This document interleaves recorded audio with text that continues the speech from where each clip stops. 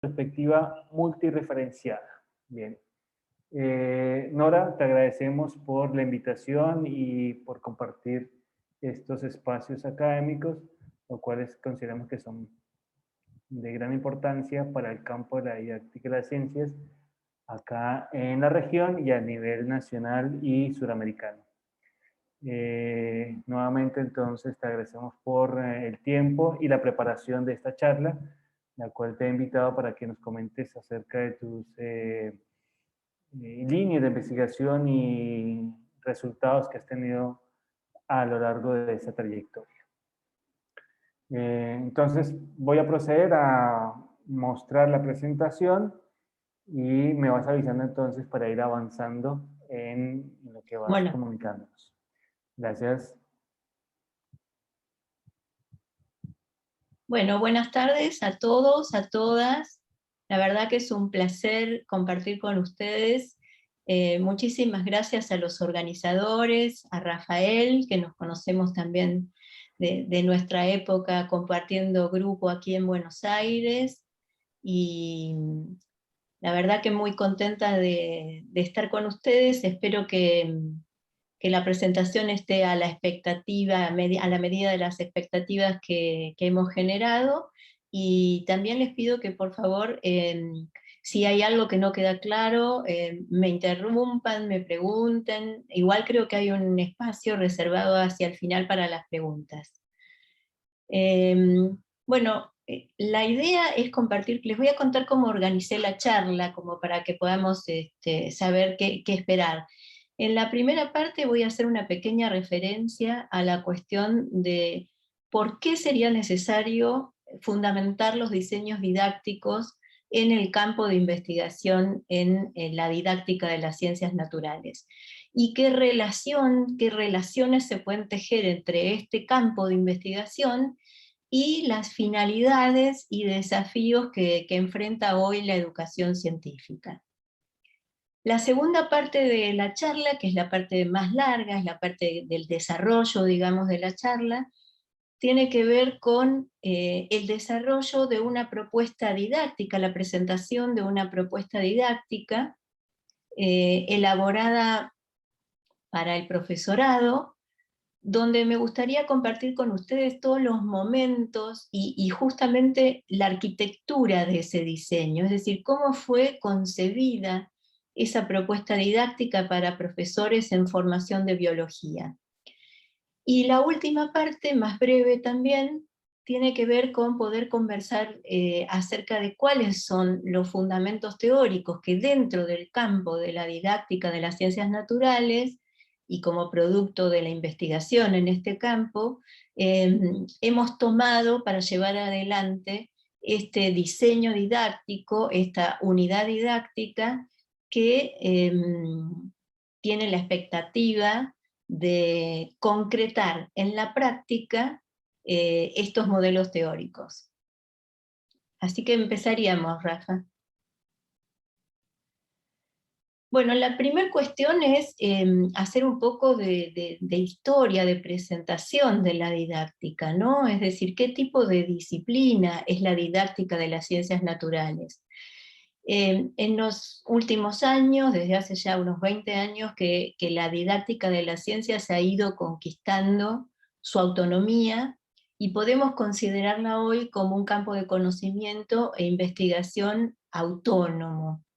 Y esto tiene que ver con varios indicadores que se toman en cuenta, por ejemplo, la cantidad de investigadores, los congresos, las publicaciones en el campo. Este tipo de disciplina aborda el estudio de la educación en ciencias en todos sus niveles, y se ocupa específicamente de desarrollar conocimiento, modelos teóricos en relación a cómo se enseña y se aprende ciencias. ¿Qué tipo de disciplina, digamos? La idea que quiero presentarles en base a los autores que venimos trabajando sobre la didáctica, algunos de ellos son Aduris Bravo e Izquierdo, pero hay muchos otros autores que trabajan esta idea de la didáctica como campo autónomo, como un campo profesional y de investigación. la encuadra como una ciencia de diseño, similar, digamos, a otros campos tecnológicos, como podría ser la medicina o la ingeniería, una tecnociencia, que se mueve desde una base de conocimientos científicos hacia una práctica profesional fundamentada teóricamente en estos modelos de conocimiento. La siguiente. Siguiente. Sí. Integra fundamentos de carácter epistemológico, psicológico y pedagógico. ¿Qué quiere decir? Esto significa que la didáctica se ocupa tanto del contenido de la educación científica como de los sujetos que aprenden ciencias y de la enseñanza. Estos tres elementos forman un triángulo, digamos, que puede definir con mejor claridad los límites de esta materia. La otra cuestión que me parece muy importante resaltar y que quiero decir que me inscribo claramente en esta idea de la disciplina didáctica como que se propone una intervención activa en el mundo para transformarlo con la ayuda de modelos teóricos adaptados a contextos específicos. Esto quiere decir que es una disciplina que se propone la transformación, no solamente la cuestión de los diagnósticos o las descripciones acerca de la realidad, sino que está en el corazón mismo de la didáctica de las ciencias naturales la idea de una intervención con sentido para modificar el mundo. En nuestro caso, digamos, tendría que ver sobre todo con la cuestión de modificar la realidad en las aulas, ¿no? Es decir, nuestro lugar de incidencia es exactamente el campo del aprendizaje y de la enseñanza de la educación científica. Y entendemos que brinda un marco fundamentado teóricamente para abordar los desafíos que atraviesa la educación científica. Bueno, ¿cuáles son esos desafíos? El siguiente, Rafa. Depende dónde uno se posicione, digamos, también, ¿no? No es que haya una visión unificada acerca de cuáles son las finalidades de la educación científica o cuáles son los desafíos que enfrenta hoy. Por supuesto, hay muchos autores que vienen trabajando en esta idea. Acevedo, por ejemplo, es un conocido autor dentro de la didáctica de las ciencias naturales, que trabaja específicamente la cuestión de las finalidades. Yo quisiera compartir con ustedes por dónde veo las prioridades y los desafíos para el momento que enfrentamos, digamos, ¿no? Por un lado, sabemos que es necesario no solamente trabajar con los estudiantes los modelos científicos, sino también la construcción de una idea actualizada epistemológicamente acerca de la ciencia como actividad. Es decir, que también nos proponemos, en paralelo con la construcción de los modelos científicos escolares, la construcción de una idea de la ciencia. ¿Qué es la ciencia? ¿Cómo cambia? ¿Cuáles son sus productos? ¿Qué relación hay entre ciencia y contexto social?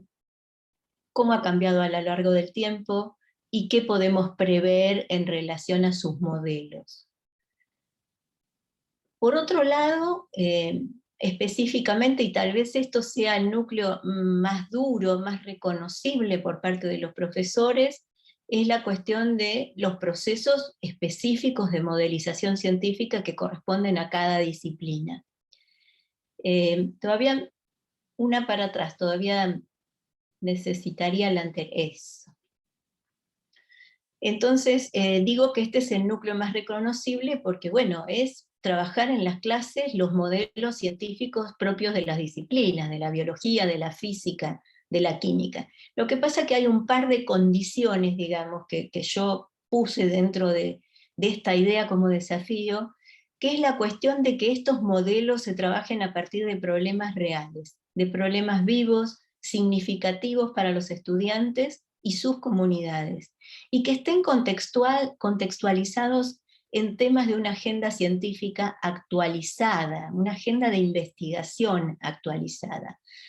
En este sentido, esta alfabetización científica, esta educación científica se espera que sea funcional para los destinatarios. Por otro lado, otra de las cuestiones que tenemos que entender, o por lo menos desde mi perspectiva, entiendo que forma parte de los desafíos de la educación científica, es la promoción de procesos de regulación y autorregulación por parte de los estudiantes de sus aprendizajes. Hoy, más que nunca, y tal vez siempre fue así, tenemos que proponernos el desarrollo de una autonomía creciente por parte de los estudiantes para gestionar nuevos conocimientos y nuevas capacidades, nuevas habilidades. Sí, la siguiente, por favor.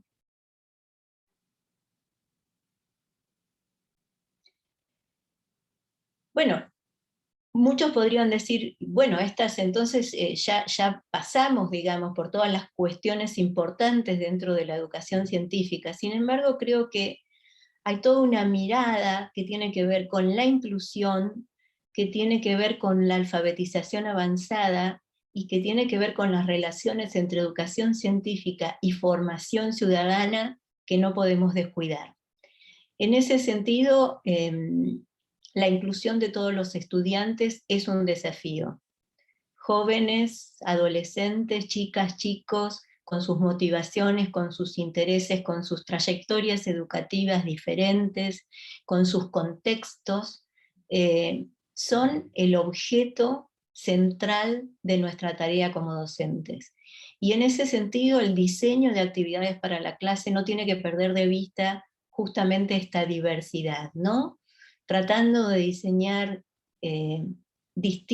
actividades que contemplen distintas vías de acceso al conocimiento y distintos niveles de progresión en la construcción del mismo. Por otro lado, la alfabetización avanzada es un mandato, digamos, es un desafío para la escuela secundaria en el sentido del desarrollo de capacidades de indagación, pero también en paralelo cognitivo-lingüísticas, en especial la argumentación, pero que integre también la reflexión en relación a lo ético, lo estético, lo histórico. Es decir, que enseñar a argumentar científicamente es otro de los desafíos que enfrentamos en este momento, digamos, en relación a la modelización científica. Y finalmente, y no por eso debería ocupar el último lugar, es la cuestión de las relaciones entre formación ciudadana y educación científica. En particular, este tema es un tema en el que yo trabajo desde mi tesis, digamos, que me ha interesado muchísimo ampliar el campo de referencia de las disciplinas científicas, abordando problemas complejos que implican, digamos, el trabajo con distintas variables y que implican una mirada, la necesidad de construir una mirada multireferenciada acerca de la realidad. Estos problemas son problemas que nos atañen a todos, que tienen que ver con la salud, con el ambiente, con el propio desarrollo personal. Podemos seguir. Les decía que lo que quería presentar hoy entonces es un trabajo que hemos llevado a cabo en el marco de la materia que yo tengo a cargo en este profesorado en biología de la Universidad Nacional de Río Negro. El profesorado está situado en una provincia en el sur del país, en la provincia de Río Negro. Yo soy profesora viajera y cuando se podía viajar, viajaba quincenalmente para trabajar de manera presencial con los estudiantes y con el equipo de cátedra. Hoy hemos reconvertido el dictado de las clases, me imagino que como les habrá pasado a ustedes también, en un dictado virtual, pero con mucha interactividad con los estudiantes. Este diseño es un diseño que hemos llevado a cabo junto con el equipo de cátedra, como decía, y está conformado por el profesor Alexis Méndez y el profesor Joaquín Álvarez. Los dos tengo el gusto y el placer de decir que han sido exalumnos del profesorado y de mi materia, y que se están dedicando también a la investigación en nuestro campo. La próxima.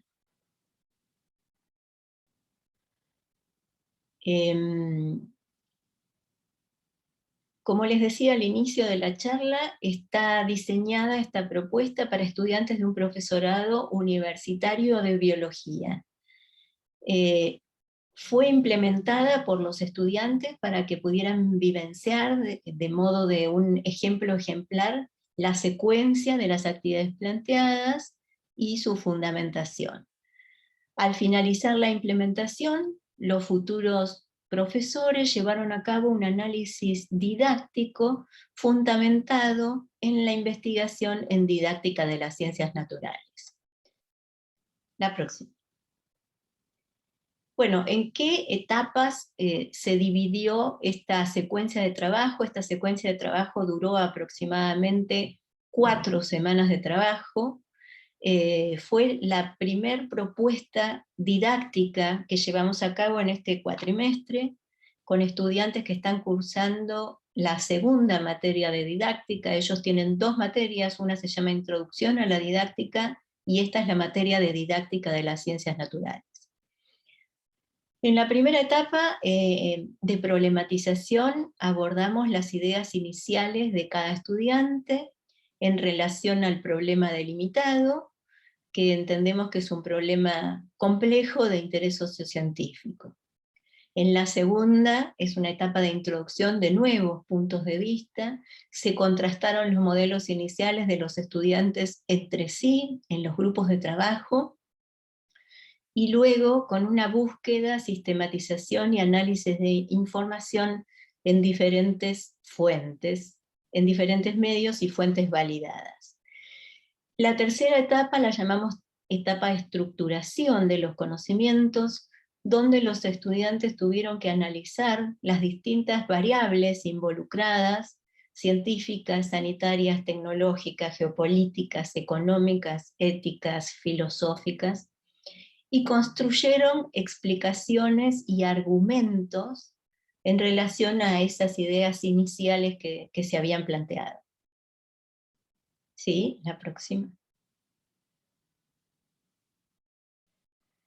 En la cuarta, que podríamos llamar la etapa de aplicación, utilizaron la red social Instagram para diseñar una serie de historias que recogieron las argumentaciones construidas por cada grupo, los mensajes, las conclusiones a comunicar, y así también los momentos más significativos del proceso de trabajo.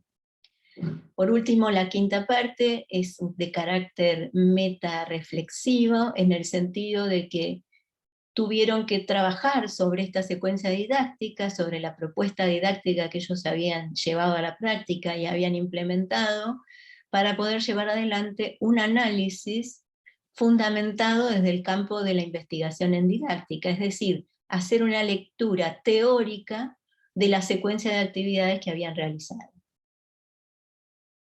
La próxima. ¿Cómo fue el proceso de intervención docente? Bueno, fue un proceso intenso en el sentido de que hubo muchas instancias para la intervención docente en relación a la producción que los estudiantes iban desarrollando.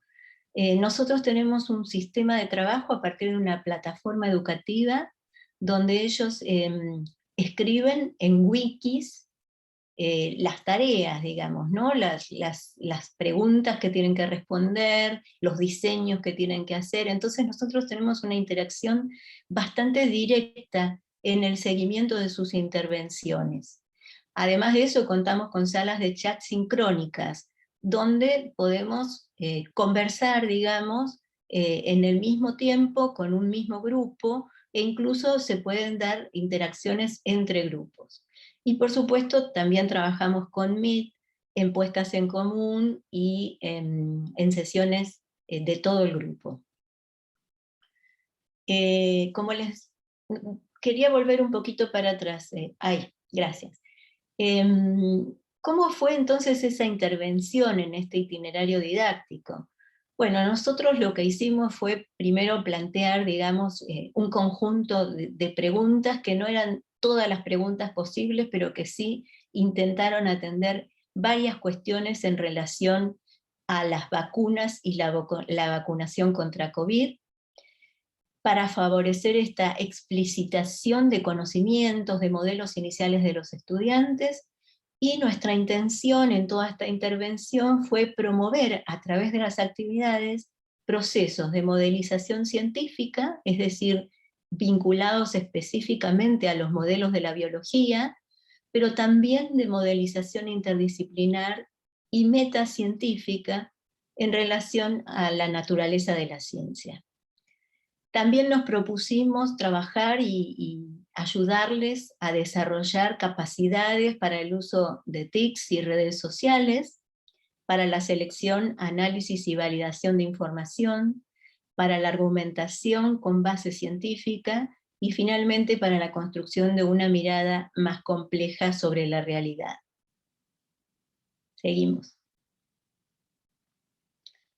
Les voy a presentar solamente algunos de los momentos del itinerario didáctico. Como les decía, no fueron todos, la presentación se haría demasiado larga, pero sí algunos que nos parecieron relevantes, significativos, y que fueron momentos del itinerario donde nosotros entendimos que teníamos que intervenir para revisar ideas, para revisar puntos de vista, para introducir nuevas perspectivas a la hora de conceptualizar este problema. Siguiente. Como les decía, acá tenemos como un conjunto importante, digamos, de cuestiones que quisieron problematizar, que tuvieron el objetivo de problematizar y no naturalizar lo que se dice en los medios de comunicación, las representaciones sociales, los conocimientos en relación a las vacunas, que a veces eran incompletos. Entonces tratamos de hacer como un paneo de preguntas que iban referidas a distintos campos de conocimiento. Algunas se vinculaban específicamente con modelos biológicos, ¿no? Y obligaban a revisitar ideas biológicas, por ejemplo, la cuestión de la inmunidad, la cuestión de las vacunas, y otras tenían que ver con lo sanitario, es decir, conceptos vinculados a las epidemias, conceptos vinculados al trabajo en los laboratorios, justamente en relación a las vacunas, a las formas de producir las vacunas, que también implica, digamos, comprensión y modelización en relación a aspectos biológicos, ¿no? Si las vacunas eran vacunas de ARN mensajero o no, o si usaban tecnologías más conocidas en vacunas anteriores. En este sentido tuvieron que trabajar también profundizando, bueno, cómo era la fabricación de esas vacunas, qué ventajas y ventajas presentaba cada una, no solamente en cuanto a la eficacia, que también, digamos, es una eficacia que se sigue estudiando todos los días, sino también en relación a lo que hay que tener en cuenta para su distribución en la población, la logística, las condiciones necesarias para asegurar esta logística, y también las condiciones de aplicación segura. Luego, digamos, interesaba también profundizar lo que estaba pasando en nuestro país. Yo me imagino, digamos, cómo puede ser la situación en Colombia, en otros países latinoamericanos, conozco muchos compañeros que pertenecen a países latinoamericanos y que viven en otros países también, y realmente la angustia de las vacunas y la vacunación me parece que recorre todos los escenarios. Más allá de las diferencias entre países ricos y países pobres, más allá de las diferencias entre cooperación a través del mecanismo COVAX. Cada país también termina tomando decisiones particulares y justificando esas decisiones en relación a los recursos económicos, pero no solamente a eso, sino también a las políticas propias de cada lugar. Por otro lado, en el momento en que empezamos a trabajar, otro de los temas que estaba muy presente es la cuestión de las previsiones acerca de lograr la inmunidad de rebaño, cuánto tiempo se iba a tardar en vacunar a toda la población, cómo se definían los grupos de riesgo en cada país. Bueno, digamos que este es un conjunto de esas preguntas, pero en la práctica y sobre la marcha empezaron a surgir otras y otras planteadas por los mismos estudiantes, ¿no? A medida que ellos iban profundizando, que iban confrontando sus ideas iniciales, iban apareciendo nuevas preguntas, y sobre todo muchas preguntas vinculadas con la cuestión de cómo se produce el conocimiento científico, ¿no? Es decir, seguimos asistiendo a un momento histórico bastante particular donde se hace muy evidente, digamos, la provisionalidad del conocimiento científico, la discusión, digamos, entre distintos grupos de investigación, la presentación de resultados, la confrontación de esos resultados, la contextualización de los resultados de investigación. Entonces todo eso, digamos, que era también un proceso muy rico de poder ver en vivo y en directo cómo se producen esos conocimientos y cuáles son los obstáculos, las dificultades, digamos, a la hora de socializarlos y sobre todo a la hora de convertirlos en aplicaciones tecnológicas seguras, ¿no? En relación a la salud. La próxima. Bueno, una de las primeras cosas en que tuvimos que intervenir, o nos pareció importante intervenir, fue en tratar de socializar la información acerca del uso de Instagram, porque si bien contamos con una población de estudiantes mayoritariamente jóvenes y bastante entrenados con sus teléfonos en el uso de las redes sociales, bueno, no era el caso de todos, digamos, no todos tenían el mismo entrenamiento o la misma accesibilidad en cuanto a la utilización de redes sociales. Entonces, bueno, estas que vienen las vamos a pasar más o menos rápido, pero es simplemente para que ustedes vean cómo intentamos acompañarlos para socializar también la información y desarrollar capacidades en relación al uso de TICs y redes sociales. La próxima. Bueno, tuvimos que imaginar todo un procedimiento, digamos, ¿no? Para poder armar un Instagram, que es un Instagram de nuestra cursada de didáctica de las ciencias naturales, y lograr, digamos, que todos pudieran crear su propia cuenta, que todos nos etiquetaran, es decir, todos esos pasos que llevó a entender el funcionamiento para algunos de los estudiantes y las estudiantes que no estaban tan entrenados, digamos, en el uso de esta red social, nos implicó, digamos, pensar un dispositivo, ¿no? Entonces, bueno, fuimos pensando algunos pasos y trabajándolos con ellos. Siempre que hacíamos una intervención para agilizar, para introducir nueva información, todas las presentaciones que íbamos desarrollando las íbamos poniendo a disposición de los estudiantes, para que ellos pudieran volver sobre esas presentaciones, consultar dudas, etc. Pasamos a la siguiente.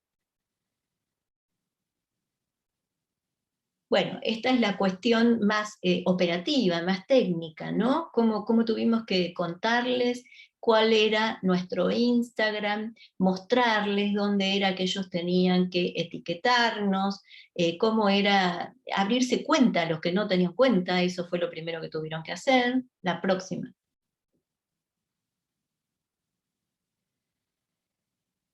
También, digamos, trabajamos bastante sobre las especificaciones técnicas para la producción de las historias. Esto fue un trabajo al interior de la cátedra interesante, porque tuvimos muchas idas y vueltas entre nosotros, ¿no? Es decir, ¿qué les íbamos a pedir? ¿Cuánto tiempo podíamos disponer del tiempo que ellos tenían en relación a la cursada para dedicarse a trabajar en esta producción específica? ¿Cómo se iba a organizar esa subida de las historias, que fue también todo un trabajo para nosotros? ¿Qué tipo de recursos se podían usar en las historias de Instagram? Eh, no sé si ustedes saben, me imagino que sí, que muchos podrían saberlo, que las historias solamente duran 15 segundos. Nosotros teníamos la intención de que todos los estudiantes pudieran por lo menos elaborar una historia y que la historia final tuviera intervención de todos. Les pusimos un mínimo, no les pusimos un máximo. Bueno, eso fue después difícil para nosotros porque hubo grupos que se entusiasmaron y trabajaron muchísimo y elaboraron muchísimas historias. Y las consignas de la propuesta didáctica planteaban qué era lo que había que compartir en esas historias. Básicamente lo que tenían que hacer era elegir algunas de las variables analizadas, los argumentos construidos en relación a esas variables, y poder compartirlo a modo de mensajes parciales en las primeras historias, y una conclusión o mensaje final que quisieran comunicar a todos sus seguidores, a todo el público. Nosotros fuimos registrando y fuimos archivando todas estas historias para poder trabajar en la evaluación, porque las historias de Instagram, después de un tiempo, creo que son 24 horas, se eliminan de la red. Entonces, bueno, nosotros trabajamos, tuvimos, digamos, la precaución de poder bajar todas estas historias, archivarlas para poder volver a acceder a ellas. Sí, seguimos.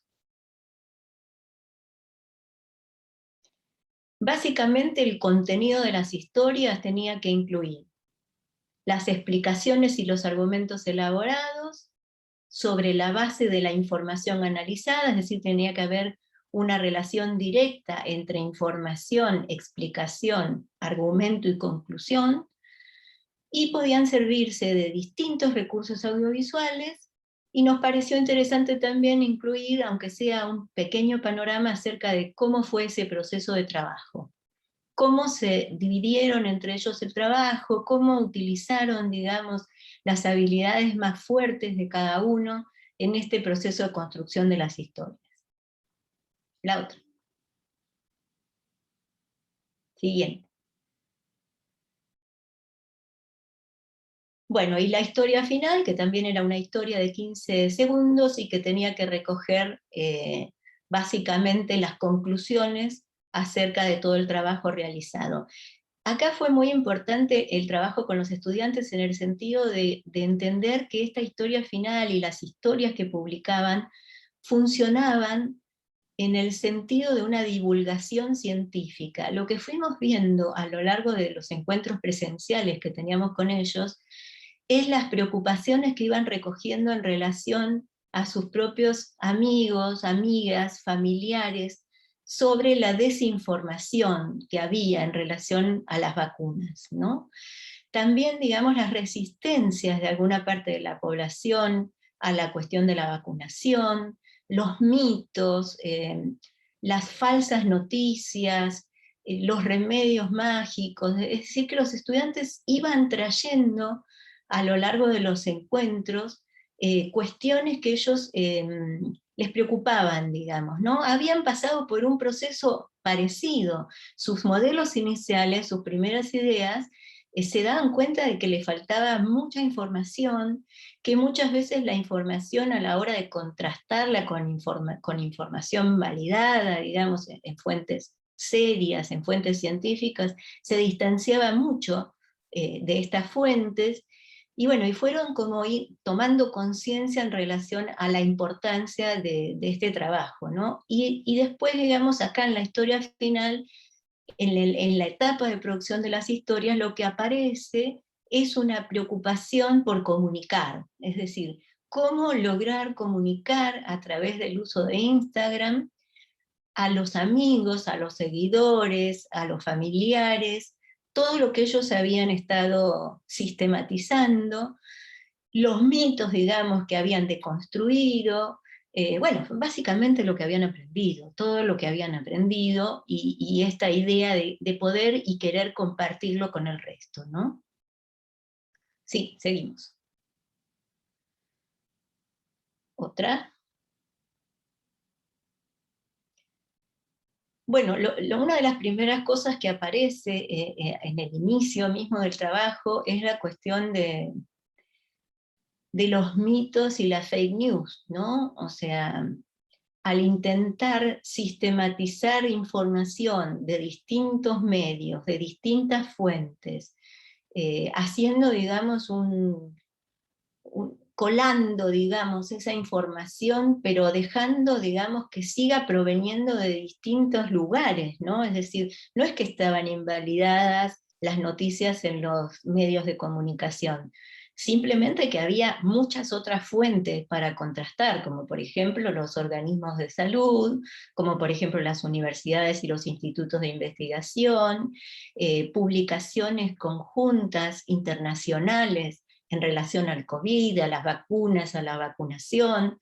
Entonces, bueno, empezaba a aparecer esta cuestión de los mitos, de las noticias falsas, y aparecía, digamos, como una clasificación, ¿no? De qué cosas se estaban diciendo, cómo aparecía esto también en el humor, en las series. Bueno, nos dio la oportunidad de ir a fondo para mirar la presencia y la presencia, digamos, casi masiva en los distintos medios de comunicación. La otra. A partir de allí también entendimos que era muy importante trabajar con ellos los criterios de selección de la información. Bueno, acá hay algunos, no son los únicos que trabajamos, pero son algunos como para compartir con ustedes. Entonces, bueno, ¿cuál es la procedencia? ¿Cuáles son las fuentes? Distinguir entre los distintos tipos de fuentes, que sean de actualidad, porque esto se iba actualizando día a día, momento a momento. Prestar atención a los datos, las evidencias, los argumentos aceptados por la comunidad científica, qué modelos de las disciplinas se ponían en juego, y también la identificación de elementos axiológicos, es decir, elementos vinculados con valores, ¿no? Con valores, a veces con prejuicios. Trabajamos también sobre distintos ejemplos de fuentes que podrían entenderse o considerarse fuentes confiables, qué es lo que había que mirar en Internet, etc. Otra.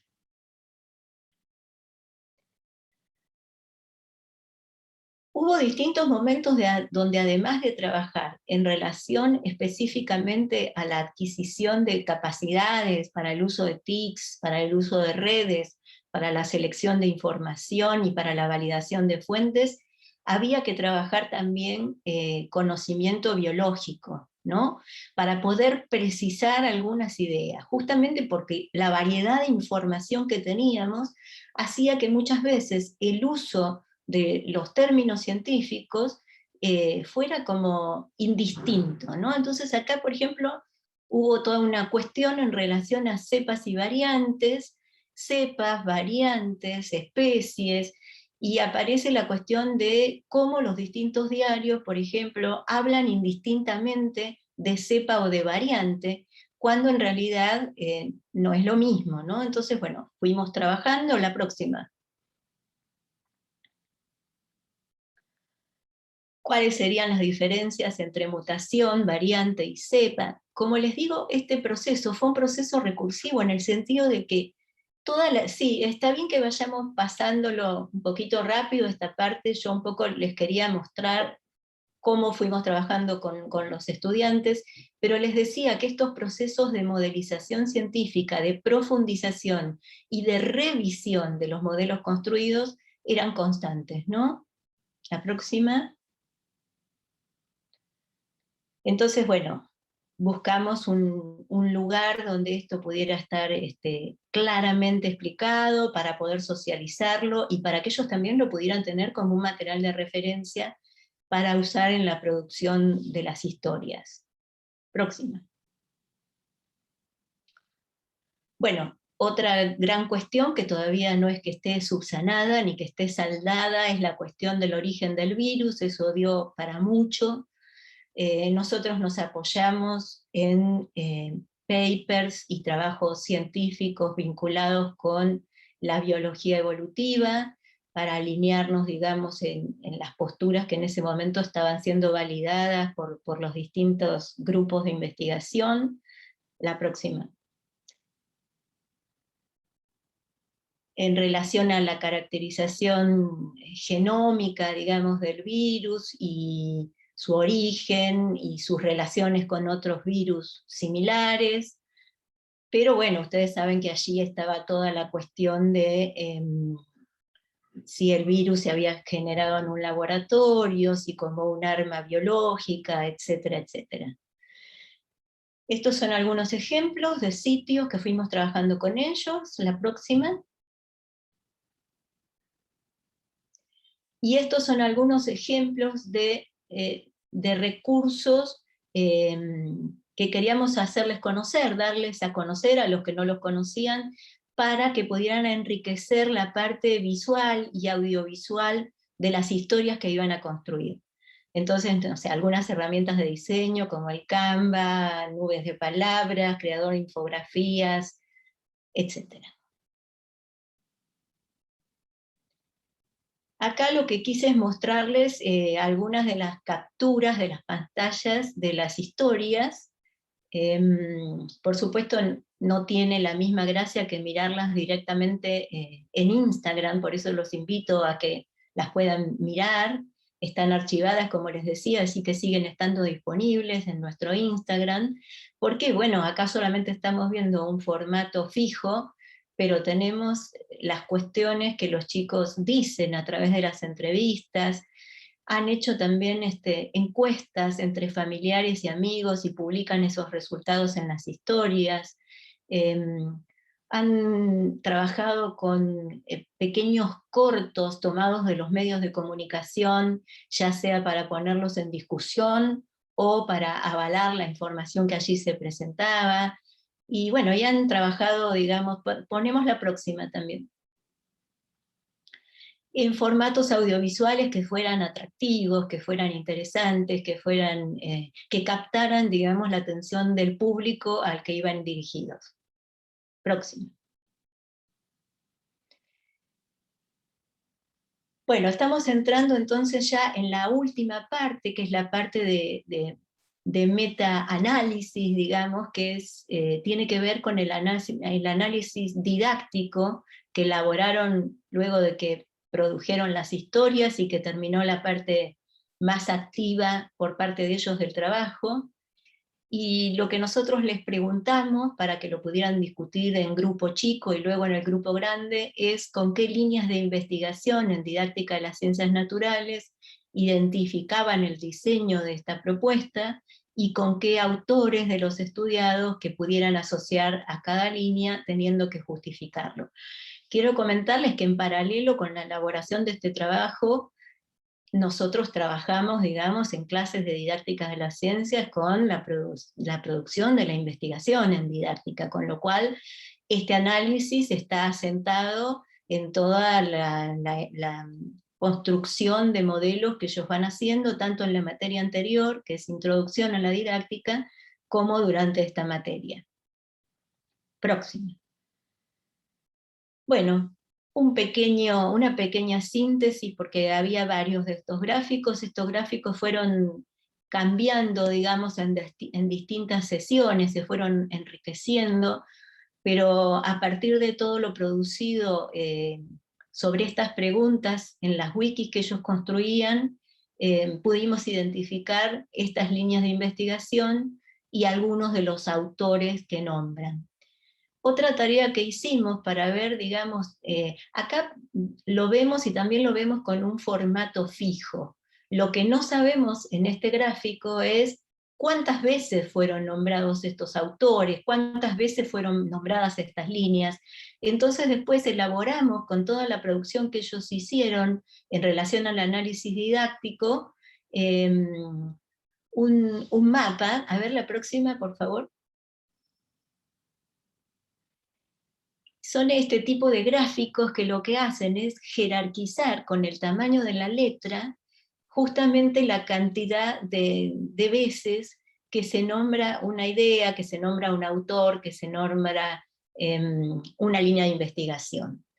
Entonces, esto nos sirvió también para trabajar con ellos cuáles eran esas líneas que tuvieron más impacto, digamos, a la hora de analizar el diseño didáctico de la propuesta, y cuáles quedaron un poco encubiertas, un poco soslayadas, cuáles no identificaron con tanta claridad, y dentro de eso, bueno, qué autores eran los autores que más mencionaron, los que mencionaron menos, como para poder generar también un proceso de regulación en relación a su conocimiento específico de didáctica, ¿no? Acá ya estamos como posicionados en un análisis didáctico donde lo que se espera es que estos estudiantes de profesorado se hayan apropiado de los modelos de la didáctica de las ciencias naturales. Entonces esto también nos sirvió para regular, para revisar si había algunos otros autores olvidados, algunas otras líneas de investigación que podrían haberse mencionado. Próximo. Bueno, y en esta parte es la parte, digamos, que siempre queremos que quede abierto, que sea como una pregunta más abierta, que permita, digamos, la discusión y el debate entre ellos, que tenía que ver con la finalidad, cuál había sido la intención, la finalidad, digamos, un tipo de arquitectura didáctica de la cual nos valimos para terminar, digamos, con una producción de historias en la red social Instagram. Y entonces un poco la disyuntiva era, ¿esto fue un recurso agregado a la propuesta didáctica que le da cierta cuestión motivacional, cierto interés desde el punto de vista de que ellos son usuarios de estas redes, o consideran que es parte estructural, que fue una parte estructural de la propuesta, ¿no? Queríamos ver un poco cómo se imaginaban ellos nuestra intencionalidad. Acá lo que hicimos fue transcribir unas poquitas ideas, que son algunas de todas las ideas que escribieron en las wikis, pero bueno, básicamente lo que dicen es interesante trabajar con este tipo de herramientas porque abren paso a la creatividad a la hora de producir las historias debido a la amplia oferta de utilidades que puede dar la red social y al alcance de la misma. Puede motivar a los estudiantes, los ayuda a desarrollar sus competencias digitales, los ayuda a integrar los conocimientos construidos, a actualizarlos, a comunicarlos, los ayuda a agudizar las capacidades como la expresión, la interpretación y la comunicación. Una más. Bueno, y había otros grupos de estudiantes, digamos, que se centraron ya, se alinearon claramente en la idea de que el uso de la red había sido parte estructural de la propuesta, justamente por esta idea de la difusión de los conocimientos construidos a partir de un hecho sociocientífico que nos involucra a todos y a todas. Le dieron, digamos, como este valor agregado de ser una herramienta que se multiplica, digamos, ¿no? Que todo eso que ellos habían sistematizado, aprendido, revisado a partir de sus ideas previas, tenían la oportunidad de divulgarlo a gran escala, digamos, ¿no? Que no hubiera sido lo mismo si hubiéramos hecho solamente, no sé, una presentación en el profesorado, o si hubiéramos si nos hubiéramos quedado, digamos, con una presentación al interior del grupo de trabajo.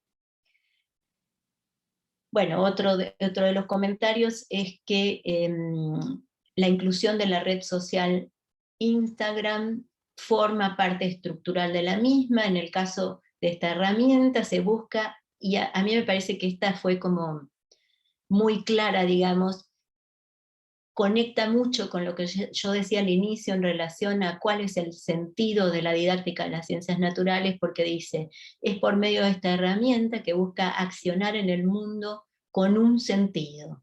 Se pretende intervenir en el mundo, ¿no? Entonces no solamente nos conformamos con generar nuevo conocimiento, sino también con esta intervención consciente, situada, y fundamentada, digamos, en el mundo que nos toca vivir. Próxima. Yo quisiera seguir un ratito más haciéndole algunos comentarios sobre las líneas teóricas de investigación en el campo de la didáctica que dieron sentido a este diseño didáctico, a esta arquitectura, como yo les decía. Yo no sé, Rafael, cómo estamos de tiempo, si pensás que es mejor hacer preguntas ahora, no sé cómo te parece. Nora, si quieres cerrar comentando algo acerca de las líneas, está bien, y después damos el espacio para que podamos hacer el diálogo y que puedas responder algunas inquietudes que hayan surgido a lo largo de la presentación. Bueno, no sabía cómo estábamos de tiempo, por eso te pregunto. No, el tiempo está muy bien, está programada para 2 horas, entonces vamos a la primera hora, o sea que seguramente con lo que cierres ahora, Bien. y después un tiempo para poder llegar a consensos y que resuelvas algunas inquietudes. Listo, y si después necesitamos por ahí volver a alguna parte de la presentación, porque vemos que se vincula con las preguntas, también lo podemos hacer. Claro que sí. Perfecto. Bueno, entonces les decía que no quería aburrirlos haciendo un desarrollo teórico. Me gusta siempre partir por mostrar, digamos, cómo lo concebimos desde nuestro enfoque teórico, digamos, el diseño didáctico, y un diseño didáctico que no es potencial, es un diseño didáctico que hemos llevado al aula, variadas veces, que le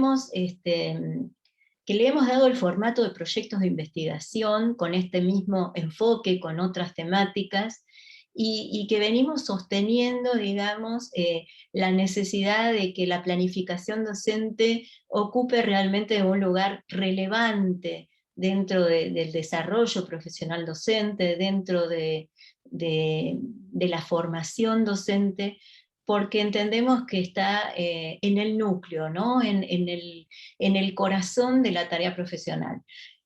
En este sentido somos diseñadores de la actividad científica escolar que van a desarrollar nuestros estudiantes, pero diseñamos en base a teoría.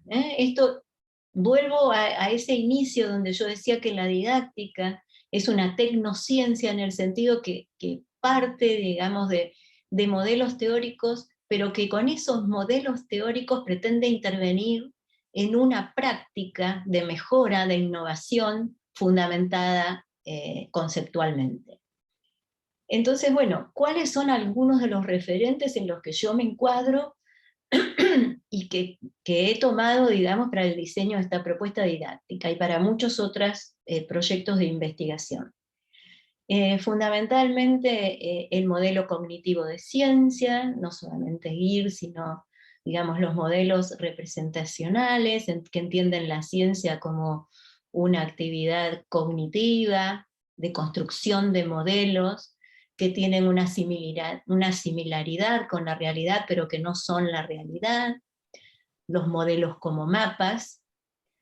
Dentro de este encuadre epistemológico, el modelo cognitivo de ciencia escolar, este constructo elaborado ya hace unos cuantos años por el grupo de la Universidad Autónoma de Barcelona, retoma esta concepción de ciencia, de naturaleza de la ciencia, y la pone a operar, digamos, en el contexto de la actividad en las clases, es decir, considera que la actividad de educación es un ámbito más de la actividad científica, es el ámbito de la enseñanza y del aprendizaje, pero donde también tenemos agentes cognitivos que construyen modelos mentales, modelos de representación sobre la realidad, y en este sentido el diseño cobra un papel muy importante vinculado con el modelo cognitivo de ciencia escolar. Hay varios autores que han trabajado esto, Izquierdo, Saint-Martí, fundamentalmente con muchas propuestas prácticas sobre el diseño de unidades didácticas, y estos momentos de diseño que tiene que tener una unidad didáctica, como yo les presentaba al principio, la problematización inicial que sirve para la explicitación de las ideas de los estudiantes, la introducción de nuevos puntos de vista disciplinares, interdisciplinares, metacientíficos, la estructuración del nuevo conocimiento, la aplicación a un nuevo problema. Es decir, que hay también mucho trabajo hecho en el campo en relación a las características que tiene que tener este diseño. Por otro lado, la modelización científica escolar, que es digamos, el centro de la actividad científica en las aulas, está completamente imbricada con la cuestión de la argumentación científica y el uso de evidencias o el uso de pruebas. La modelización se construye en articulación con la argumentación. Naturaleza de la ciencia y enseñanza de las ciencias. Bueno, este es un campo de trabajo súper fértil, muchos investigadores en didáctica se han volcado a este campo, Aduris Bravo es uno de los que conocemos y que ha dedicado muchísimo tiempo de su carrera profesional a investigar justamente este aspecto, digamos, cómo introducir la naturaleza de la ciencia en la enseñanza de las ciencias. Y luego, digamos, está el conjunto de líneas de investigación que se vinculan más con mis preocupaciones, con mis antecedentes de trabajo, que tienen que ver con el abordaje de estos problemas complejos, de problemas que, si bien tienen una base científica, claramente la exceden, son problemas que nos obligan a trabajar de manera interdisciplinaria, que nos obligan a considerar aspectos éticos, también, digamos, en paralelo con el desarrollo de conocimiento científico, que se ocupan de problemas que ya tienen, digamos, que ya están instalados en la sociedad como temas controversiales, como temas de discusión, muchas veces, digamos, muy incentivada esa mediatización, justamente porque son problemas vivos en los dichos de los autores que trabajan cuestiones socialmente vivas o asuntos sociocientíficos. Es decir, que son estos problemas que realmente exceden el marco de las disciplinas, que se apoyan en la base científica de su origen, como es el caso del ejemplo que hemos tomado, ¿no? Las vacunas y la vacunación, pero que solamente mirados desde una mirada exclusivamente científica, tecnológica o sanitaria, se quedan cortos. Es decir, que necesitan también la incorporación de miradas contextuales en relación a lo social, a la economía, a la propia cultura, y cómo opera, digamos, este problema en distintas culturas y en distintos tiempos históricos. Bueno, era eso, no quería abundar, digamos, en desarrollar todas estas líneas teóricas, pero sí que ustedes supieran que el trabajo que presentamos, el trabajo que hacemos todos los días de diseño y de planificación de las actividades, se apoya en marcos conceptuales sólidos. Muchas gracias a todos por la escucha. Bien, Nora, gracias por la charla, con toda la información que nos has dado. y todas las vinculaciones teóricas y metodológicas que nos has presentado. Creo que es un buen aporte para pensar, en este caso, lo que es una línea de investigación definida como lo has hecho y la vinculación de otras líneas, ¿no? Yo creo que podemos dar espacio para las preguntas que hayan surgido a partir de toda la información que nos has dado. No sé quién del grupo está interesado en generar un comentario.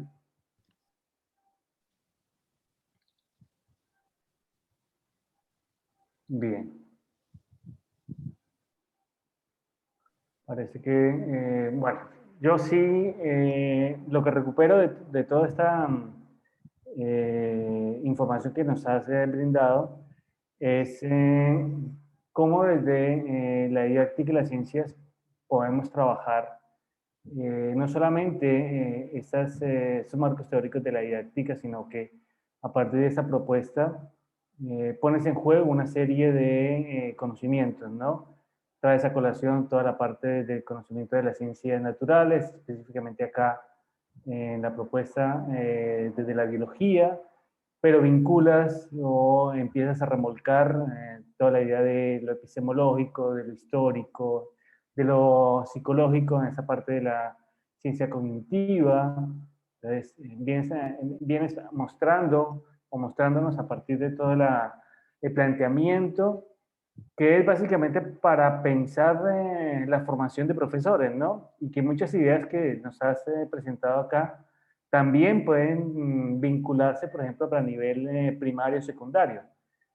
Si recurrimos, por ejemplo, a la idea de Ronald Guiré, pues había que definir esos aspectos y esos grados en lo que podría uno vincular todo esto que han mencionado, o sea, el conocimiento de las ciencias naturales, qué parte de la epistemología, qué de lo histórico, qué de lo didáctico. Entonces, creo que hay una suma de aportes que nos haces a partir de esa propuesta para trabajarlo con profesores en formación inicial, porque básicamente lo que nos has comentado hace referencia a un espacio académico que está pensado para la formación específica de profesores de ciencias.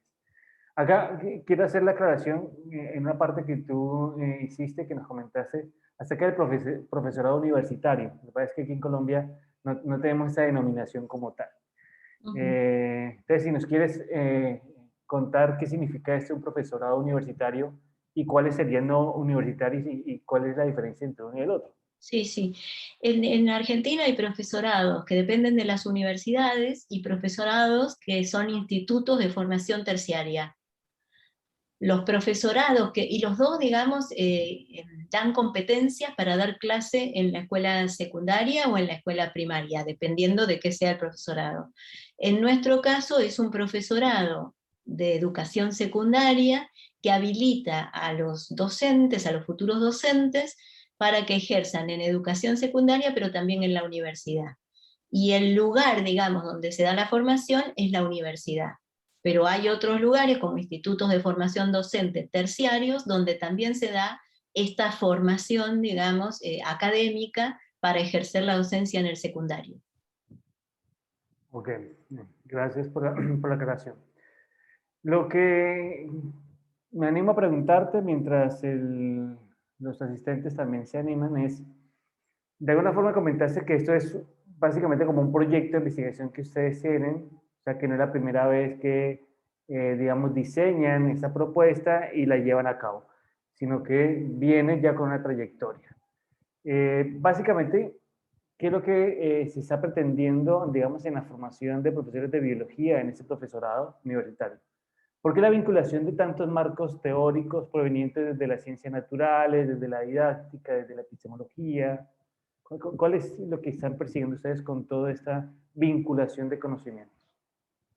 Sí, básicamente, digamos, esto que yo mostré es una propuesta didáctica que la llevamos a cabo, como dije, ahora, hace muy poco, ¿no? Es como el último diseño didáctico en el que trabajamos. No está enmarcada en un proyecto de investigación, en este caso, porque fue parte, digamos, de la cursada de esta materia, pero nosotros venimos trabajando en la universidad con una idea bastante que nos pone rumbo, que nos orienta nuestra tarea desde el campo de la didáctica, en relación con profesores de las disciplinas. Venimos llevando a cabo proyectos de investigación de diseños didácticos enmarcados en las disciplinas de la biología, que es el métier de nuestro profesorado, pero informados didácticamente, es decir, con esta arquitectura didáctica.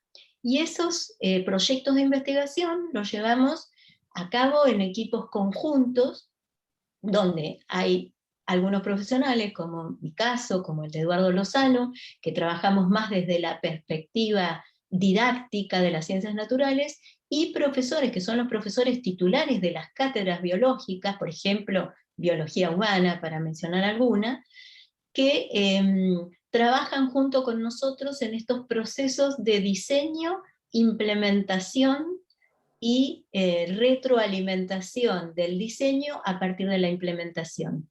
Hemos llevado a cabo varios proyectos de investigación donde tenemos estas secuencias iterativas, las llamamos nosotros, de trabajo, ¿no? Es decir, hacemos un diseño, lo ponemos en la práctica, en marcha, identificamos sus ventajas, sus dificultades, los puntos, digamos, difíciles, donde habría que introducir cambios, mejoras, y volvemos a hacer un nuevo diseño que ya queda, digamos, de alguna manera listo para seguir trabajando esa temática. Lo hemos hecho, por ejemplo, con presión arterial.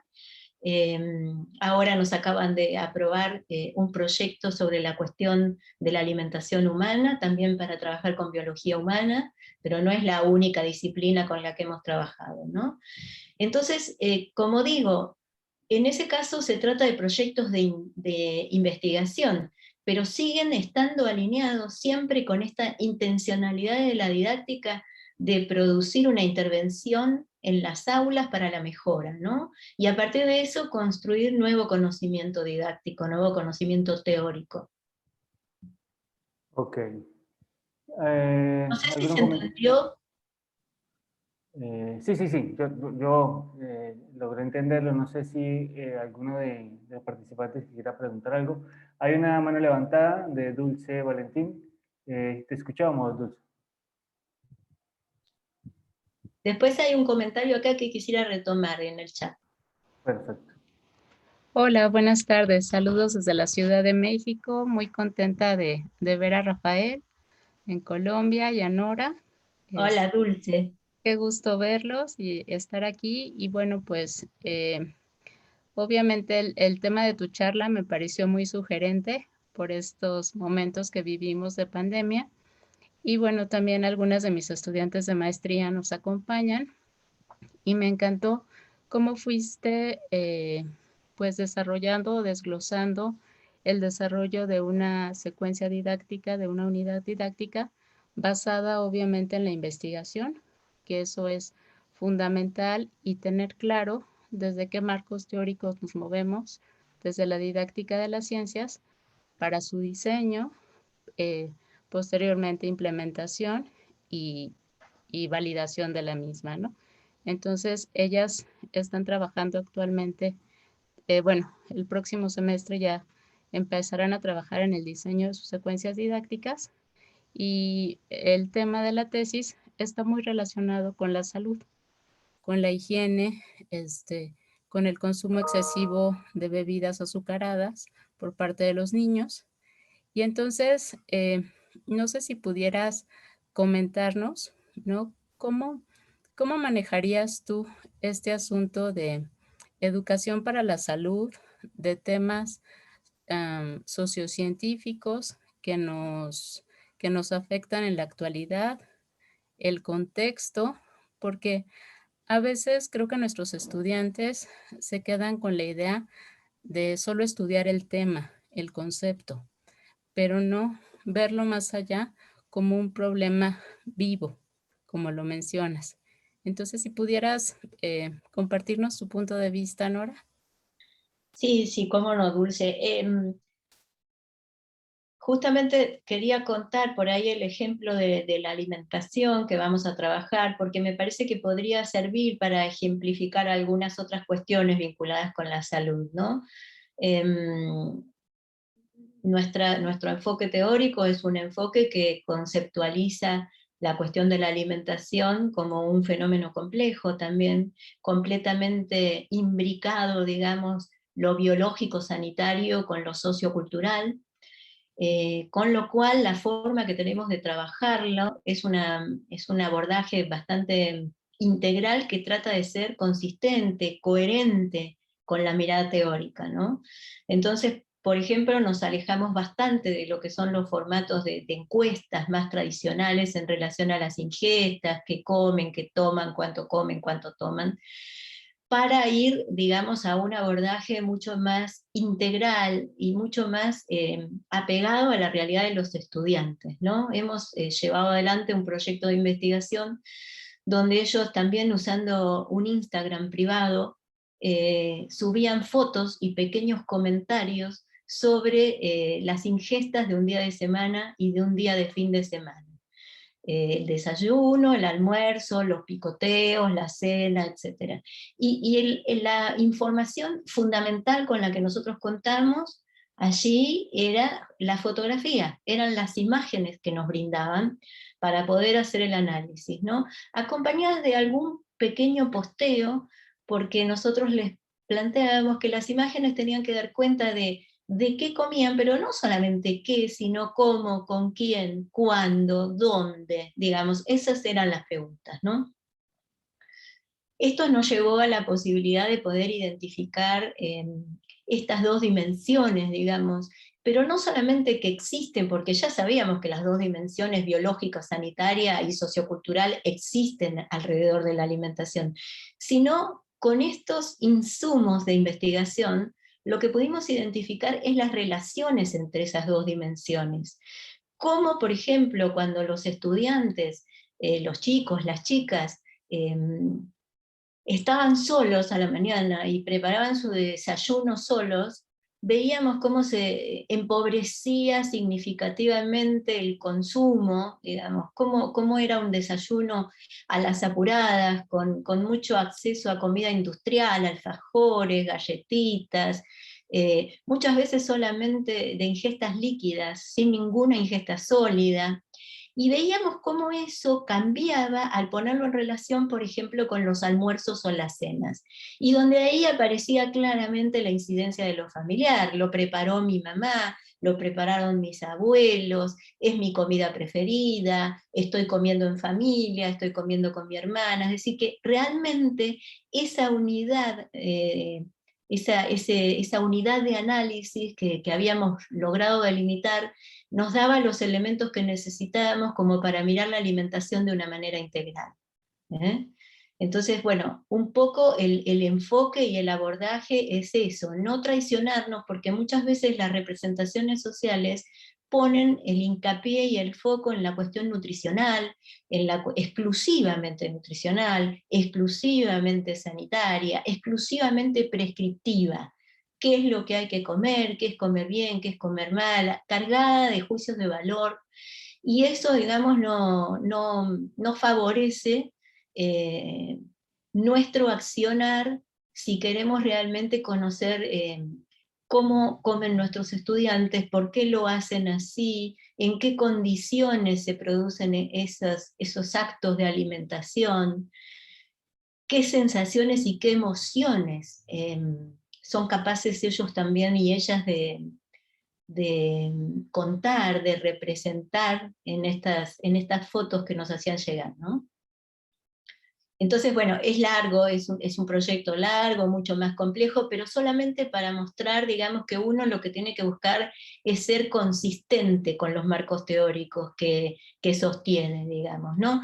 Si yo vengo trabajando todo el tiempo desde que hice mi tesis en conceptuar la alimentación como un hecho complejo, enmarcado en la cultura, que cambia a lo largo del tiempo y de las distintas sociedades. Bueno, la idea era buscar también un mecanismo de muestreo, una estrategia de investigación que fuera consistente con eso y que además le diera la palabra a los propios chicos, ¿no? No sé si te contesté con eso. Decía que quería retomar, porque acá Sí, Nora, dijiste que... hay un compañero que dice, es un ejemplo ejemplar que evidentemente logró empoderar a los estudiantes y ofrecerles una oportunidad de llegar a un nivel profundo en el aprendizaje. Sinceramente, este trabajo nos sorprendió absolutamente a la cátedra, justamente en este punto, en este punto. ¿Cómo se empoderaron los estudiantes? Es decir, cómo se sintieron capacitados para poder hablar con sus familiares, convencer. Hubo casos que fueron realmente súper emotivos en la puesta de cierre, en la puesta en común de cierre, donde había chicos que nos decían, la verdad que mi familia no se quería vacunar, mis padres no se querían vacunar, pero bueno, yo sinceramente aprendí tanto, me siento tan capaz ahora de contestar muchas preguntas, de ayudarles a tomar decisiones, y ahora me decía, me toman a mí como si fuera el referente de las vacunas y la vacunación. Todo el tiempo me están haciendo consultas en mi Instagram, a ver si yo les puedo ayudar, si sé dónde son los centros de vacunación. La verdad que es un efecto, no digo que no podíamos vislumbrar lo que un poco, digamos, estuvo en nuestra intencionalidad original, pero fue más allá de lo que esperábamos, la verdad. Qué bueno. Nora, yo te quiero hacer la siguiente pregunta y es, a veces nos preguntan, bueno, ¿cuál es el marco o el referente que se tiene para el diseño de unidades didácticas? Por ejemplo, uno de los más conocidos es Neusa Martí, donde ella propone como 4 momentos, esta de exploración, otra de síntesis. En términos de lo que ustedes vienen realizando en el instituto y junto con Eduardo Lozano y todos los profesores que mencionas, ¿ustedes acogen también esa misma propuesta de Sí, Neusa Martí para el diseño sí, sí. o la asumen y hacen alguna modificación, agregan algo nuevo? ¿Es una Sí, bueno, interpretación de esta lo que propuesta? trabajamos básicamente, digamos, en relación a la modelización, porque la propuesta de San Martín es una propuesta completamente alineada con un proceso de modelización científica en el aula, digamos, ¿no? Esos momentos que ella propone son momentos mirados desde la idea de modelización, es decir, cómo se hace para que los estudiantes construyan conocimiento nuevo para ellos, significativo, alineado con los modelos científicos y a partir de problemas motivadores y reales para ellos, ¿no? Entonces ella lo que hace, digamos, con esas instrucciones, por llamarlo de alguna manera, con esa receta inteligente que brinda en relación al diseño, es ni más ni menos que ponerle teoría, digamos, a esos pasos, ¿no? Entonces, por eso yo hablaba también de la problematización inicial, digamos, cómo no puede haber ningún proceso de modelización si no estamos partiendo de un problema, realmente como trabaja la ciencia, digamos, ¿no? De algo que sea un problema para los estudiantes, un problema efectivo, un problema real, un problema significativo, que los conmueva, que los motive. Y bueno, esa problematización inicial por eso la llama de exploración, porque permite llegar a conocer cuáles son esos puntos de vista iniciales de los estudiantes. En nuestro caso, como estamos trabajando con estudiantes de profesorado y como venimos trabajando con mecanismos de autorregulación, ellos mismos pudieron identificar, no hacía falta que nosotros les señaláramos cuáles eran los modelos cotidianos y las falencias que tenían en relación a lo que estaba diciendo la comunidad científica, a lo que estaba publicando, digamos, en ese momento, ¿no? Pero les permite, digamos, hacer esa distancia. Una vez que se introducen nuevos puntos de vista, y acá estamos hablando ni más ni menos que conocimientos, puntos de vista como conocimientos anclados en las disciplinas. Es decir, cómo va cambiando mi modelo inicial, cómo voy revisando esa estructura de acogida que tenía en relación al problema, las palabras, etcétera, hasta llegar, digamos, a una etapa de estructuración que sería donde el modelo ya se hace más robusto, digamos, ¿no? Para después pasar a la etapa de aplicación, que sería trabajar con el mismo modelo construido, pero a partir de un problema diferente. Con lo cual, digamos, ahí se ve cómo se pone en juego la construcción que llevaron a cabo los estudiantes, ¿no? Entonces, digamos, coincido y nosotros nos acoplamos, digamos, a esa mirada, pero fundamentalmente no porque haya que seguir esos 4 pasos, sino como una cuestión de línea teórica, digamos, ¿no? Cómo trabajar la modelización con los estudiantes en ese paso a paso, cómo ir generando progresiones educativas, cómo ir a buscar a cada estudiante desde el lugar donde está y hacerlo progresar cognitivamente. Bueno, por eso fundamentalmente. La otra cosa que nosotros trabajamos, que no está involucrada en ese esquema de San Martín, ni siquiera tampoco en ninguno que haya desarrollado Merced, es la cuestión de un trabajo mancomunado, indisoluble, simbiótico, entre naturaleza de la ciencia y modelización científica. Nuestras actividades, nuestras secuencias de actividades están imbricadas. No es que trabajamos por un lado la naturaleza de la ciencia y por otro lado el modelo biológico, por ejemplo, sino que la secuencia de actividades tiene actividades diseñadas para tirar, digamos, desde el modelo biológico y llevarlo hacia naturaleza de la ciencia y revisitarla, y al revés, digamos, ¿no? Ponerle en marco epistemológico, historia, sociología al modelo biológico. Entonces las actividades están diseñadas para ser trabajadas imbricadamente. No sé si eso queda claro. Sí, sí, eso. Hacía la pregunta porque muchos de nuestros estudiantes y profesores que se interesan, por ejemplo, en incursionar esto de generar todo lo que llamaste la arquitectura didáctica, pues conocen de primera mano esa propuesta de Nausa Martín. Entonces, digamos que mi intención también de de haberte invitado era que nos contaras un poco también acerca de esto. Y no. Tengo 2 intervenciones, está la de John, que le vamos a dar el paso para escucharlo, y después una pregunta que está en el chat. John, te Hay escuchamos. una más también en el chat que decía qué estrategias se promovieron para fortalecer la meta-reflexión. Esa es la que te decía que le íbamos a dar paso a John y que después tomábamos esta Dale. idea de...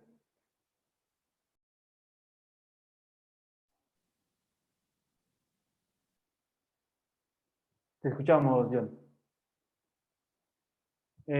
No tiene... Activa el micrófono, por favor.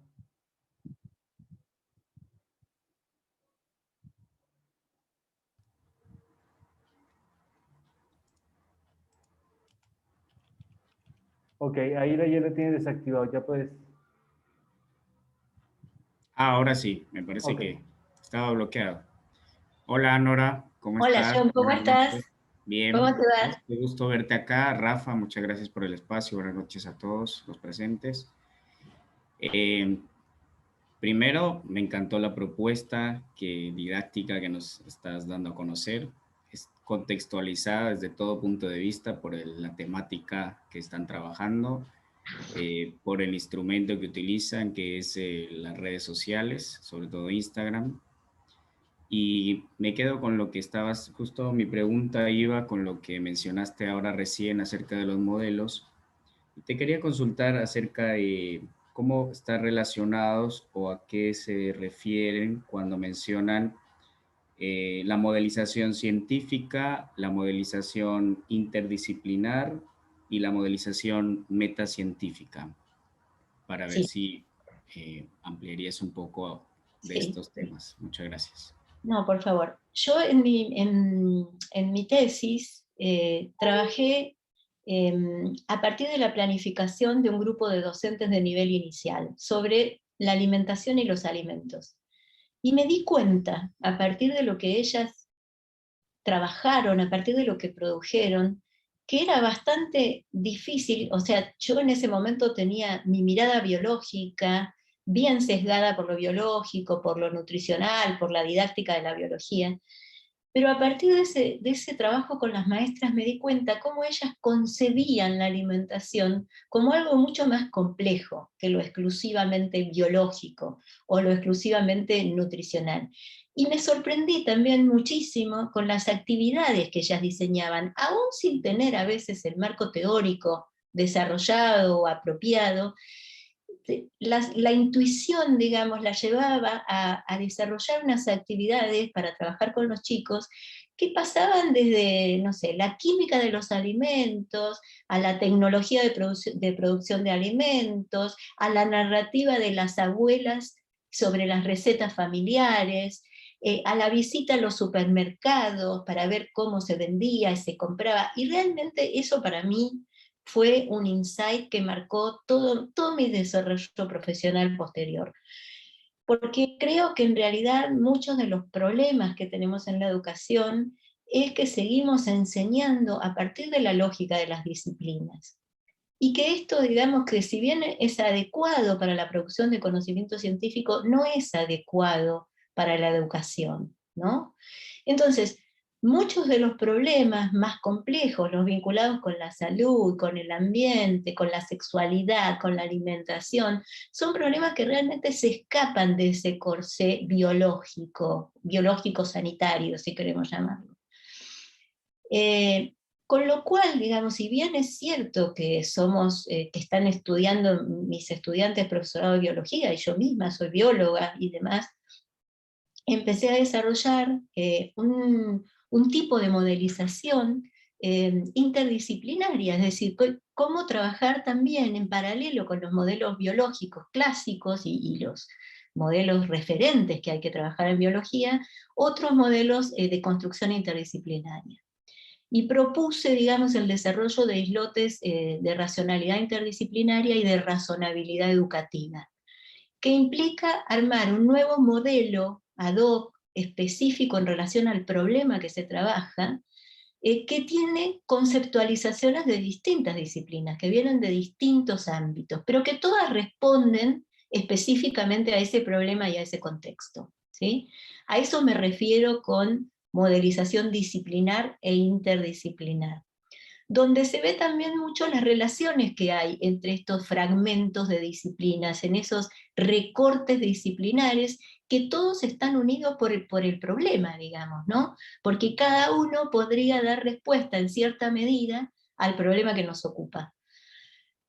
Y por otro lado, cuando hablo de modelización metacientífica, me refiero a otro orden de conceptualización que tiene que ver con una reflexión acerca del objeto, ¿no? Por eso metacientífica, es decir, qué tipo de objeto, qué tipo de constructo es la ciencia.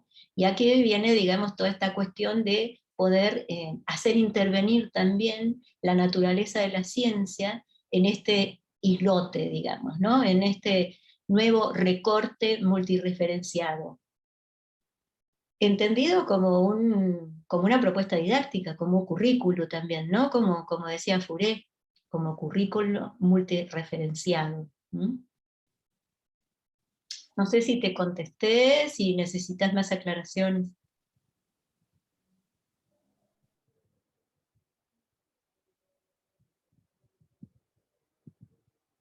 Está sin audio otra vez. A ver.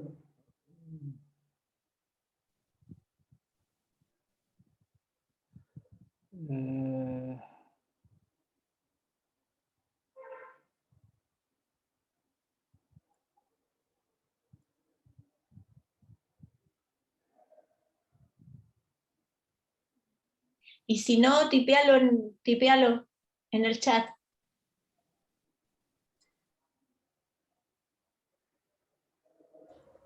Ahora, sí, lo estaba escribiendo justo. Sí, entiendo entonces como la modelización interdisciplinar se podría asociar como un modelo multicausal, ¿puede ser? ¿A eso te referís? Sí, la complejidad del problema tiene que ver con lo multicausal y con la multiplicidad de relaciones entre disciplinas para dar respuesta al problema, ¿no? Y esa construcción se hace en el proceso, los estudiantes se lleva a que hagan esa construcción de ese modelo interdisciplinar.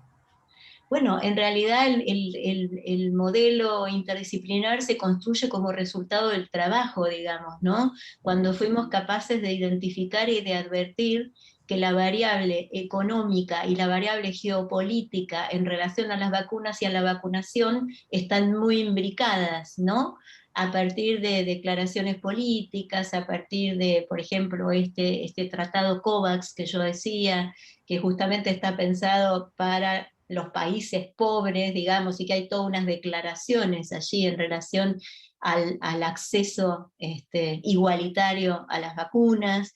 Es decir, que empiezan a aparecer conceptualizaciones que no son propias de la biología, pero que necesitamos entenderlas, aproximarnos por lo menos a esas conceptualizaciones para entender la complejidad del problema, porque realmente ¿de qué nos hubiera servido solamente profundizar cómo se producen las vacunas, los distintos tipos de vacunas en relación a su factura biológica, química, digamos, si después no somos capaces de entender por qué no llegan a todos los países por igual, por qué la distribución tiene que ver también con elementos políticos, con elementos sociales, con elementos económicos, cómo trabajar, digamos, con las noticias falsas, con los falsos y milagrosos remedios que abundan por todos los medios de comunicación, cómo trabajar eso y desmitificarlo para poder encuadrarnos, digamos, en una evidencia científica, en una discusión con base científica.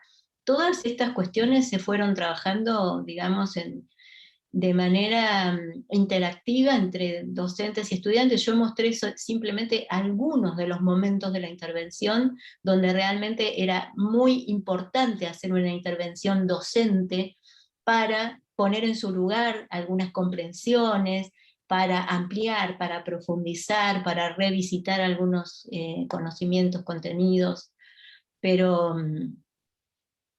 bueno, yo los invito a que vean las historias, por lo menos algunas de las historias, porque ahí, digamos, el producto final sería un poco cómo ha construido cada grupo su propio modelo ad hoc, dónde puso el énfasis, porque todos lo pusieron en variables diferentes, ¿no? Eso también es muy interesante de ver, ¿no?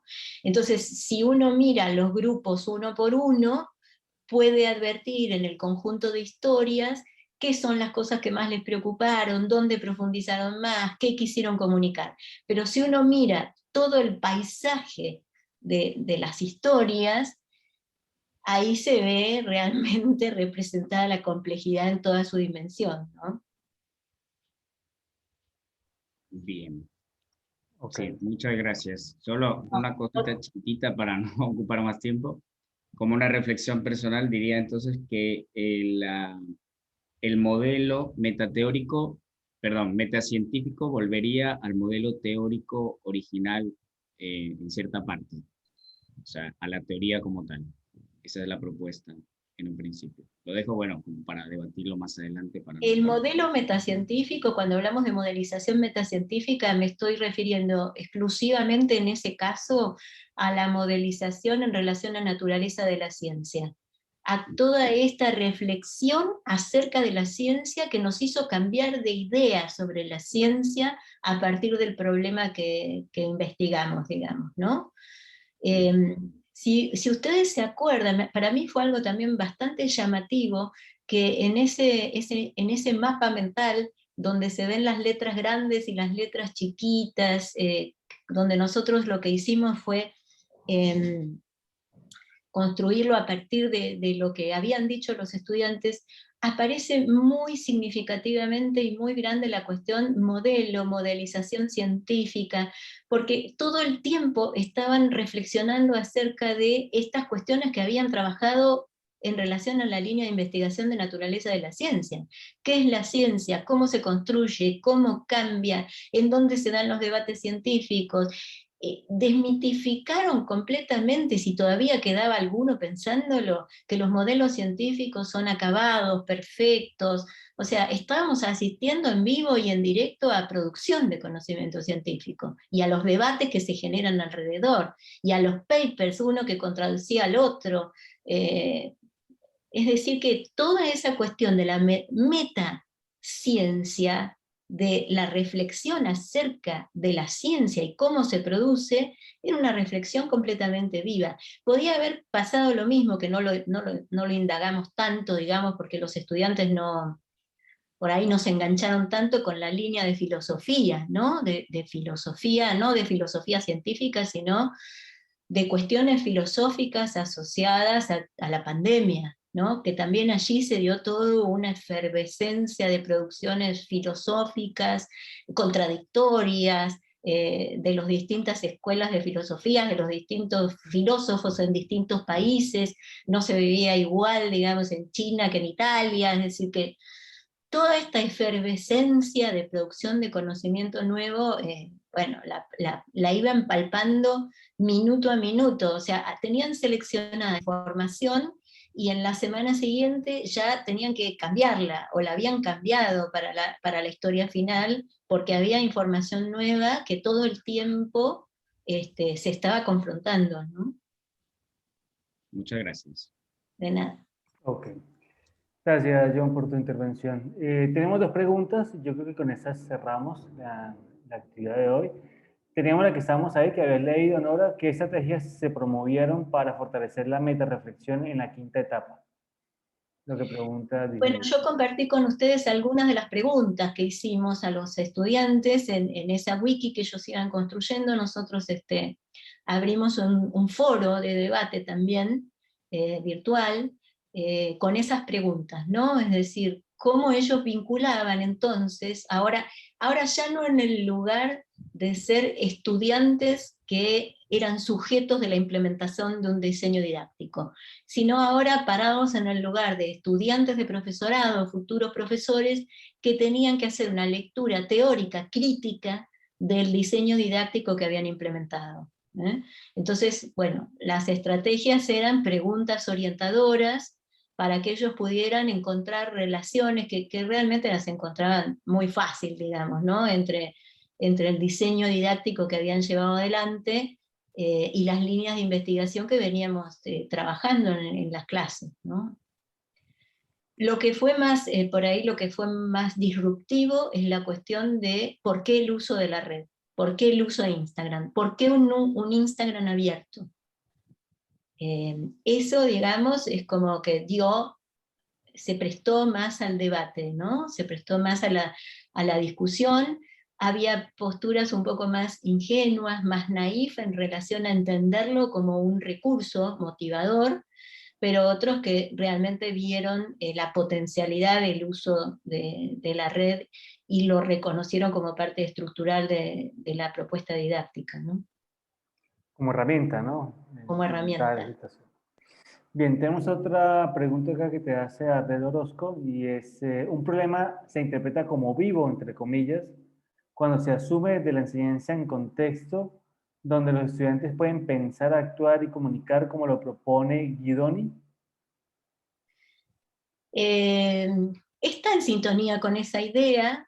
Los autores de esta conceptualización que se llama cuestiones socialmente vivas, hacen foco en alguna caracterización de ese tipo de cuestiones y plantean que estas cuestiones son cuestiones que se encuentran con un debate que ya existe en la sociedad, que son cuestiones controversiales, que implican puntos de vista, perspectivas, valores, prejuicios al interior de las comunidades, que tienen un impacto mediático muy fuerte y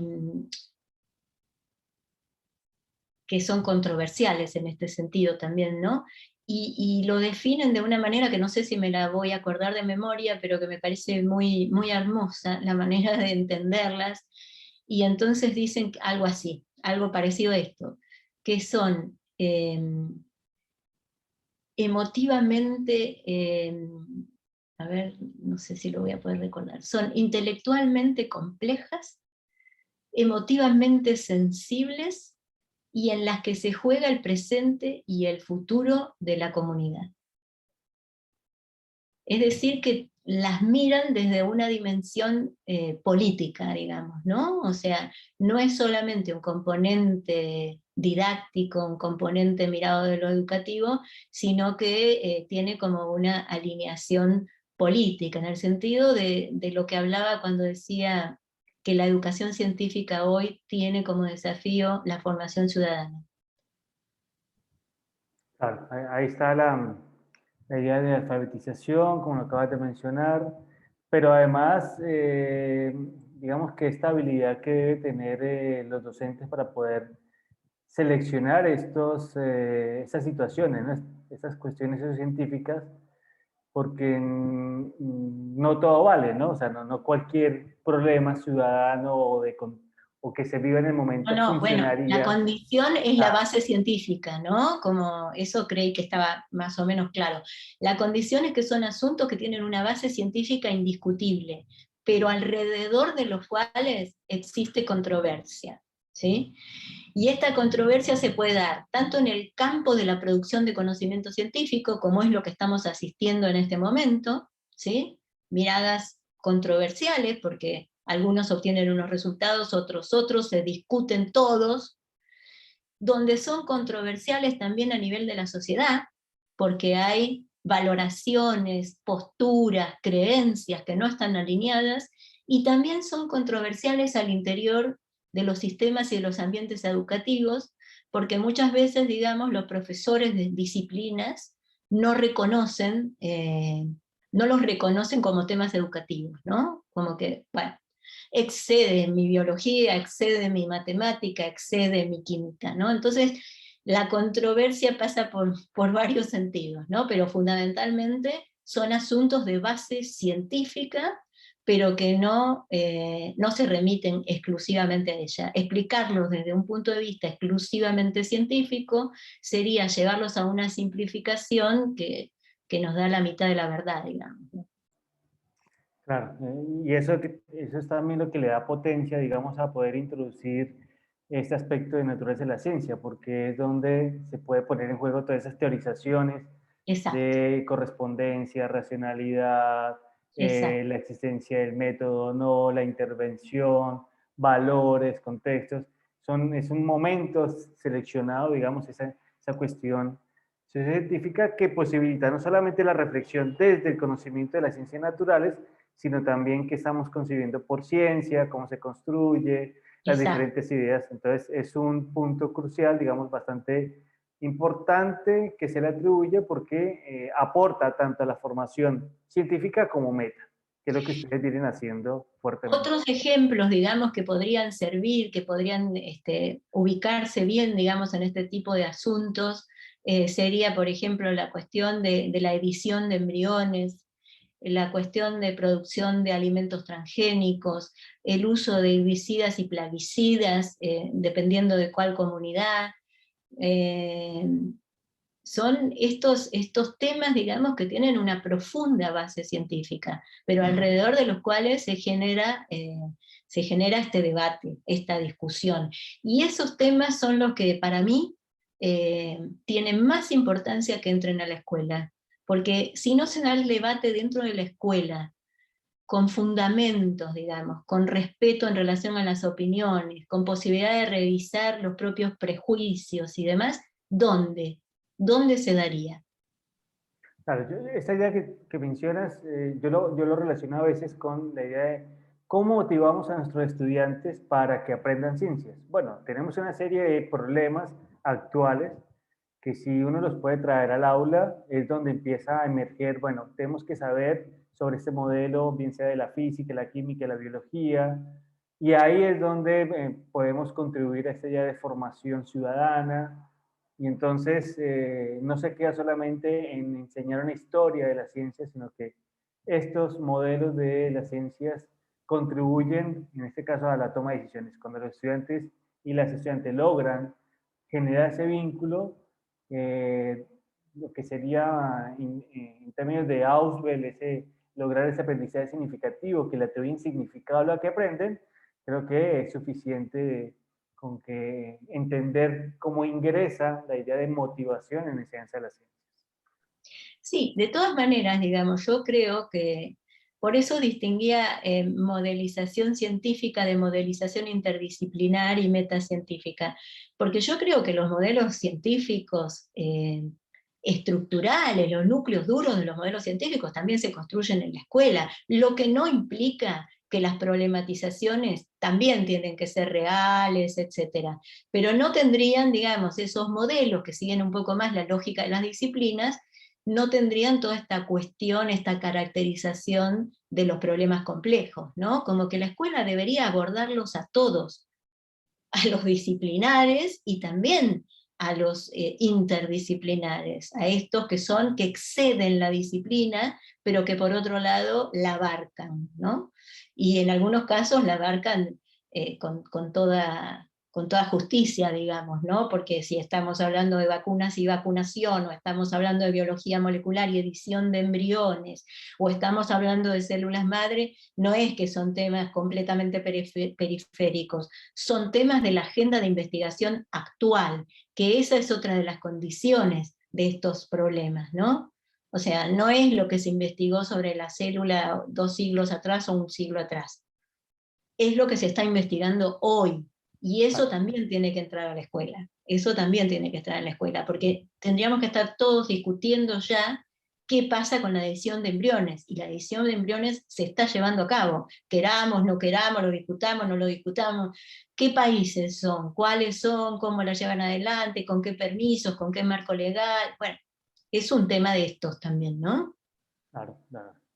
Y ahí es donde surge esta idea de la construcción del modelo científico escolar para que los chicos tengan algunos elementos desde la ciencia escolar para poder entender estas situaciones actuales, que a veces consideran que no, los chicos no lograrían poder comprenderlo.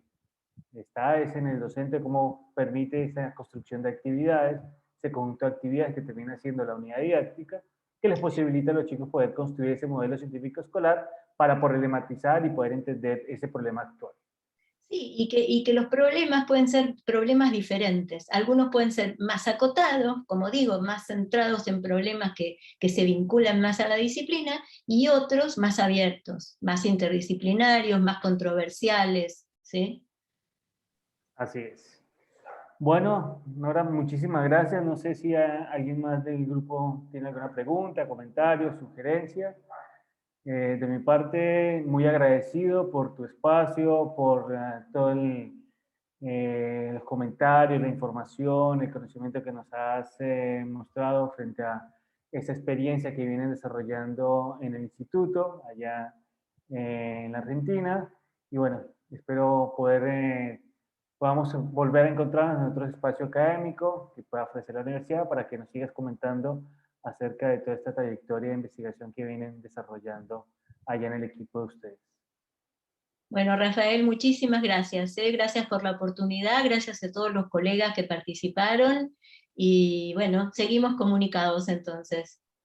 Gracias por todo, por tus aportes, y bueno, quedamos en contacto. Gracias a todos también por asistir y escuchar la charla que nos dio hoy la profesora Nora Bahamonde. Chao a todos.